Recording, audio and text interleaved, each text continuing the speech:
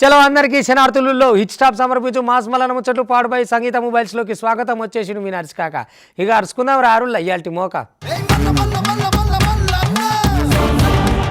గిదన్నట్టు ముచ్చట జన ఆశీర్వాదం ఘన స్వాగతం అంటే గట్లుంటుంది.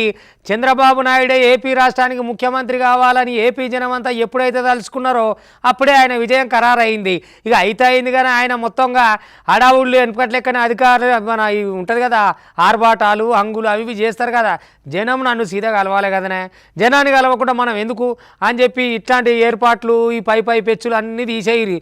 సీదా జనం కలవాలి, జనంకి ఏం కావాలో మనం తెలుసుకోవాలి. జనం కొరకు మన రాష్ట్రం అంతా తిరిగైనా ముద్దుగా వాళ్ళ శ్రేయస్సు వాళ్ళ అభివృద్ధి రాష్ట్ర అభివృద్ధి ఒకటే మా లక్ష్యం.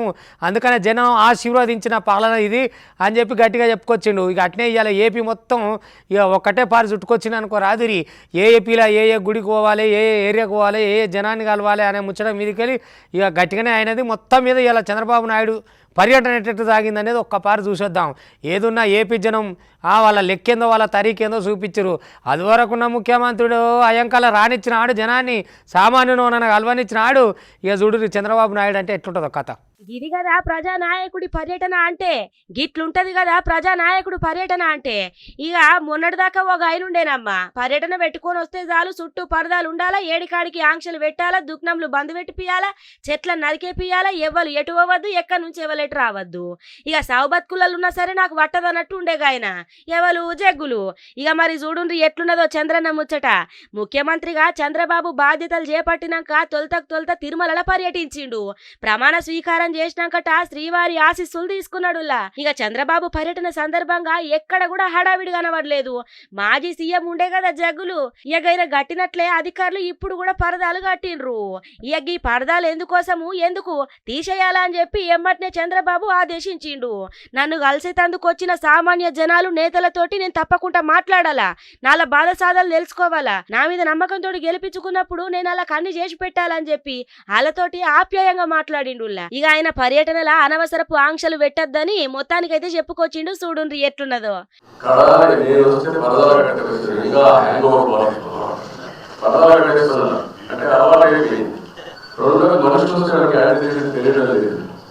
మనుషులు వస్తే కాబట్టి కరెక్ట్ పెట్టాడు. కరెక్ట్ పెట్టేస్తే రాదు, ఎలాంటి చూస్తే చాలా బాధ వేస్తుంది. ఇప్పుడు ఎక్కడ చెట్టు లేదు, పరదాలు పెట్టే పరిస్థితి లేదు, లేకపోతే ప్రొక్లేలు పంపించే పరిస్థితి లేదు. కానీ ప్రజాపాలన స్టార్ట్ అయింది. ఈ రోజు నుంచి అయితే మళ్ళీ చెప్తున్నా, ఇంకొక పక్కన ఉద్యోగస్తులు చాలా ఇబ్బంది పడ్డారు, ఇంకొక పక్కన సోషల్ యాక్టివిస్టులు ఇబ్బంది పడ్డారు. ప్రజలు కూడా మాకు ఇది అన్యాయం జరిగిందని చెప్పుకోలేని పరిస్థితుల్లో ప్రజలు కూడా ఇబ్బంది పడ్డారు. ఒకటి అన్ని వర్గాలు ఇబ్బంది పడ్డారు. అది చూసిరు కదా, జనాలు కూడా మస్తు సంబరపడుతున్నారు. ఇన్నొద్దులు మేము ఒక జైలు ఉన్నట్టుండే, ఇప్పుడైతే ఎంత మంచిగా ఉన్నదని చెప్పి మొత్తానికైతే సంబరపడుతున్నారు. జగ్గులు జరంత కండ్లు పెద్దగా చేసుకొని చూడు, గిట్లుండాలా పాలన అంటే గిట్లుండాలా. ఇక నీ పాలన ఉన్నది సక్కదనాల పాలన, ఏడవైన పరదాలన్నాడు మల ఓవుడు. ఇక జనాలను ఆగమాగం చేసుడు నీ సక్కదనం. వరేవా విజయం అంటే గిట్లుంటది. పట్టభద్రులు తలుచుకుంటే ఏం జరుగుతుందో చూసింది కదా. తీర్మార్ మళ్ళా నన్ను చూస్తే అర్థమవుతుంది. అరే రే ఎన్ని ఎత్తులు, ఎన్ని జిత్తులు, ఎన్ని కుక్కలు, ఎన్ని లెక్కలు, అబ్బాబ్బాబ్బా ఒక్క తీరుగా చేసిన దాడి. అయినా సరే నెగ్గి చూపిస్తానని చూపించింది కదా. అగో గదే అన్నట్టు గెలుపుకు నాంది, గెలుపు సూచిక అంటే. అగో ఇవాళ ఎమ్మెల్సీగా ప్రమాణ స్వీకారం దండిగా చేస్తున్నాడు. ఒక్కపారి చూసొద్దాం రారి. తెలంగాణ ప్రజలకు ఎటువంటి పాలన అందియాలి, తెలంగాణ ప్రజల మనోభావాలు ఎట్లున్నాయి, తెలంగాణ ఎమ్మెల్సీ శాసన మండలిగా నేను ఏం చేయబోతున్నా అనే దాని మీదకి వెళ్ళి పురాగా చెప్పుకొచ్చిండు. ఆ ప్రమాణ స్వీకారం ఒక్కపారి చూద్దాం. ఉమ్మడి వరంగల్, నల్గొండ, ఖమ్మం పట్టభద్రుల ఎమ్మెల్సీగా తీన్మార్ మల్లన్న ప్రమాణ స్వీకారం చేసిండులా. ఇయ్యాల శాసన మండలి చైర్మన్ గుత్తా సుఖేందర్ రెడ్డి చాంబర్ల ప్రమాణ స్వీకార కార్యక్రమం అయ్యింది. రాష్ట్ర కాంగ్రెస్ ఇన్ఛార్జు దీపాదాస్ మున్షి, మంత్రి జూపల్లి, ఎంపీ చామల కుమార్ రెడ్డి, ఎమ్మెల్సీ బల్మూరి వెంకట్తో పాటు 3 ఉమ్మడి జిల్లాల ప్రజాప్రతినిధులు తరలొచ్చిండ్రు. మొత్తానికైతే తీన్మార్ మల్లన్న ప్రమాణ స్వీకారం మంచిగా అయింది. చూడుండ్రి. తీన్మార్ మల్లన్న అనే నేను శాసన పరిషత్తు సభ్యునిగా ఎన్నికైనందున శాసనం ద్వారా నిర్మితమైన భారత రాజ్యాంగం పట్ల నిజమైన విశ్వాసం, విధేయత చూపుతానని, భారతదేశ సార్వభౌమాధికారాన్ని, సమగ్రతను కాపాడుతానని, నేను స్వీకరించబోయే కర్తవ్యాన్ని శ్రద్ధాశక్తులతో నిర్వర్తిస్తానని పవిత్ర హృదయంతో ప్రతిజ్ఞ చేస్తున్నాను. తెలంగాణ శాసన పరిషత్తు సభ్యుడినైన తీన్మార్ మల్లన్న అనే నేను సభా నియమాలకు కట్టుబడి ఉంటానని, వాటిని అనుసరిస్తానని, సభా మర్యాదలను పాటిస్తానని, సాంప్రదాయాలను గౌరవిస్తానని పవిత్ర హృదయంతో ప్రతిజ్ఞ చేస్తున్నాను. అది చూసిరు కదా, పట్టభద్రులందరూ కలిసి కూడా తీన్మార్ మల్లన్నను ఎమ్మెల్సీగా ఎన్నుకున్నారు. ఎవరు ఎన్ని మాటలు మాట్లాడినరో ఎరకనే కదా, ఎన్ని మాటలు ఎన్ని కథలు ఎంత ఆగం చేసిండ్రు. అయినా కూడా గవన్నీ ఏం పట్టనట్టు మొత్తానికైతే వెనకడుగు వేయకుండా ఇవాళ గీ తీరుగా ఎమ్మెల్సీ ఎలక్షన్లలో ఎమ్మెల్సీగా గెలిచిండు తీన్మార్ మల్లన్న. అమరుడు ఎర్రన్నాయుడు కొడుకు ఏమన్నా మామూలు మనిషా చెప్పుండ్రి. తండ్రి ఆశామాషి కాదనుకుంటే తండ్రికి తగ్గ తనయుడు అనిపించిండు. మొత్తం మీద ఇక కేంద్ర మంత్రిగా ఇలా ప్రమాణ స్వీకారం కూడా చేసినుండే. ఇక అందరు శుభాకాంక్షలు చెప్పిరు. మామూలు ముచ్చట అనులా అలా నాయన ఎట్లుండే ఆయనను తలుచుకొని ప్రమాణ స్వీకారం చేసి ఈ దేశ అభివృద్ధి కానీ రాష్ట్ర అభివృద్ధి కానీ మా కనుసలలో ఉంటుంది, మేము ఏం చేయాలో అట్లా చేస్తాం, ఆశామాషి పాలన చేయం, అడ్డగోలు చేయం, అభివృద్ధి కోసమే పంతం కట్టుకున్నాం, జనం మనుగడ కోసమే మేము ఉంటామని చెప్పి దండిగా చెప్తున్నాడు. ఏదైనా వరేవా రామ్మోహన్ నాయుడు మజాక్ అనిపించింది అనుకో రాదురి. ఇంత పెద్ద బాధ్యత ప్రధాని మోడీ యువతను నమ్మి నా మీద పెట్టడం అనేది నాకు చాలా సంతోషంగా ఉన్నది. అయినా ఇటువంటి అవకాశాలు యువతకు రావాలి, అట్లా ఆలోచించే ప్రధాని కూడా ఉండాలి అని చెప్పి అటు మోడీ సాబ్ కూడా గట్టిగానే చెప్పుకొచ్చింది అనుకో రాదురి ముచ్చట. ఇక ఇటు పవన్ కళ్యాణ్, చంద్రబాబు నాయుడు అందరు కలిసి ఆయనకు శుభాకాంక్షలు కూడా చెప్పిరు.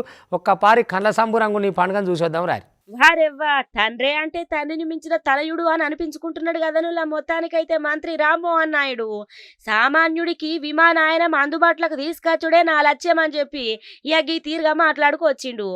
ఆయన ఇలా కేంద్ర పౌర విమానాయ శాఖ మంత్రిగా బాధ్యతలు తీసుకున్నాడు అన్నట్టు. ఇక ఆయన చాంబర్ల పూజలు చేసినాకట తండ్రి ఎర్రనాయుడిని మొత్తానికైతే స్మరించుకుంటా బాధ్యతలు చేపట్టిండు. ఇక ఈ సందర్భంగా ఆయన మాట్లాడిన మాటలు ఇందాం పాన్రో పారి. మా నాయకుడు చంద్రబాబు నాయుడు గారు నాకు కేంద్ర మంత్రిగా అయ్యే అవకాశం ఇస్తే కేంద్ర మంత్రుల్లో సివిల్ ఏవియేషన్ డిపార్ట్మెంట్ నాకు అప్పచెప్పినటువంటి మా టీం లీడర్ దేశ ప్రధానమంత్రి గారు నరేంద్ర మోదీ గారికి కూడా ప్రత్యేకమైనటువంటి ధన్యవాదాలు తెలియజేసుకుంటున్నాను. మోదీ గారు యువతకి బాధ్యత అప్పచెప్తే సక్రమంగా చేస్తారు, యాక్టివ్గా ఎనర్జెటిక్గా ముందుకు నడిపిస్తారనే ఆలోచనతో ఈరోజు నా మీద ఈ బాధ్యత పెట్టడం జరిగింది. సామాన్య ప్రయాణికుడికి ఈజ్ ఆఫ్ ఫ్లయింగ్ తీసుకొని వచ్చే విధంగా కార్యక్రమాలు చేస్తాం.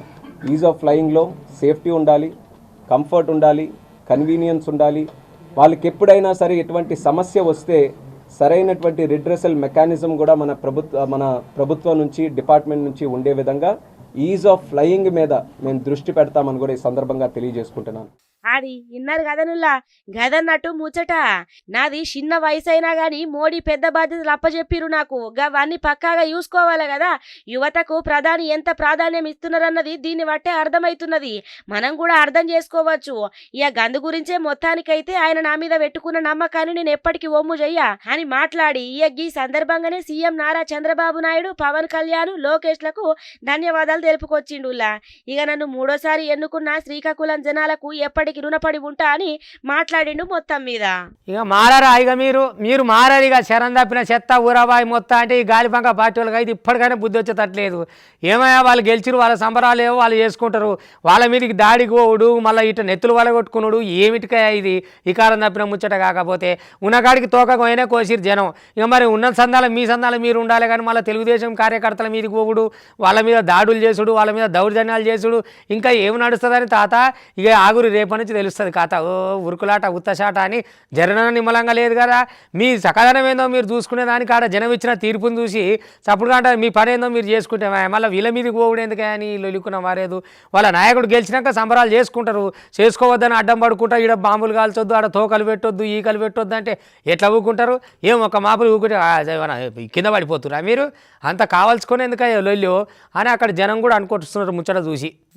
వామ్మో ఇంకా కూడా దాడులు ఆపుతలేరు కదనులకి గాలిపంక పాటోళ్ళు.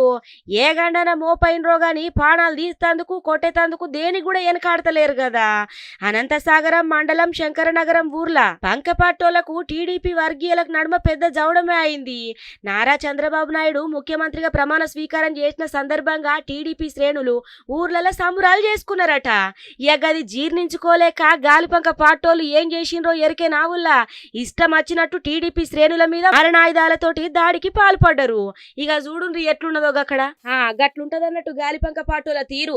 ఎట్లయినా సరే ఓడిపోయినా గెలిచిన దాడులు మాత్రం సాగుతూనే ఉంటాయి, రక్తపాతం కూడా అయితేనే ఉంటది. ఇక ఈ దాడిలా టీడీపోలకు కూడా దెబ్బలు బాగానే తాకినాయి. ఇక ముచ్చట తెలుసుకున్న పోలీసు వాళ్ళు అక్కడికి చేరుకొని కేసు నమోదు చేసుకొని దర్యాప్తు చేపడుతున్నారు. వామ వీడు కూడా మామూలు కాదు, దీనికి తంబాలెక్కే పోటీ పెడితే మొత్తం ఇలా తాతల కాంచెలు ఈడే కొట్టుకొచ్చేటట్టున్నది ప్రైజు. ఇప్పటికే 2 ఏళ్ళలో 5 సార్లు ఎక్కినట పెద్ద కరెంటు పోలు. ఇక దాన్ని ఎక్కుడు, ఇక కిందకి దుక్కుతాడు, బెదిరించుడు, కింద ఉన్నోళ్ళని ఆగం చేసుడు. మరి ఎందుకు ఎక్కినా అంతలా కార్యానికి ఆయన అంటే ఏమి లేదు, ఆయన పిల్లలు తిట్టినప్పుడు ఎక్కుతాడంట, లేకపోతే ఆయన ఏమన్నా ఇంత సర్కారుని అదే పని పెట్టుకుంటాం కదా పొద్దుకంగా, అది పెట్టుకుంటేనన్నా 3 వచ్చిందని చక్కగా స్తంభం ఎక్కుతాడట. ఇక ఆడికెళ్ళి పోలీసు వాళ్ళకి ఫోన్లు కొట్ట, కింద పోతున్న వాళ్ళు పరిశాన్ కాదు, దిగురో మాయగానే అంటే ఇక ఆడెక్కితే ఓ పీటి చేస్తుంటాడు అన్నట్టు పైనకు పోయి. ఇక ఇవాళ కూడా అట్నే 2 గంటలు గంటలన్నర సేపు పోలీసు వాళ్ళని సతాయించినాక తాతని ఈ బంత పడుతుంది, నిమ్మలంగా కిందికి వస్తావా రావా అని వీళ్ళ మీదకి ఎక్కసరికి కిందికి దిగి వచ్చినట్టు నిమ్మ దిగినాక అగో గట్ల మోపేరు చూడు.